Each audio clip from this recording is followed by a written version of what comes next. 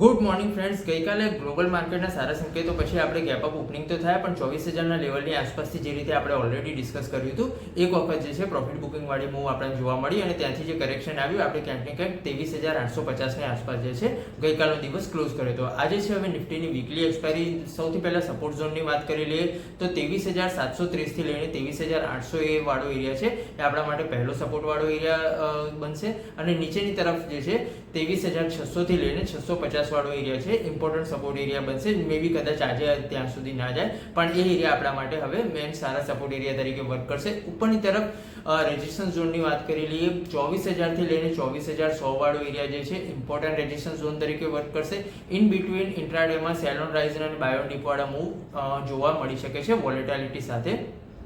પીસીઆરની વાત કરી લઈએ, પીસીઆર 1ની નીચે ઓલરેડી આવી ગયું છે. મેક્સ પેનની વાત કરી લઈએ, 23,800ની આસપાસનું મેક્સ પેન છે. ઇન્ટ્રાડેમાં બંને તરફની વોલેટિલિટી આજે જોવા મળી શકે છે. લાઈવ માર્કેટમાં કોઈ પણ ટ્રેડની અપડેટ અથવા તો પછી લેવલની જાણકારી માટે હું ટેલિગ્રામ ચેનલ ઉપર લાઈવમાં અપડેટ કરતો રહું છું. જો ટેલિગ્રામ ચેનલ હજુ સુધી તમે જોઈન નથી કરી તો લિંક ડિસ્ક્રિપ્શન અને બાયોમાં આપેલી છે, ત્યાં પર જઈને જોઈન કરી લેજો.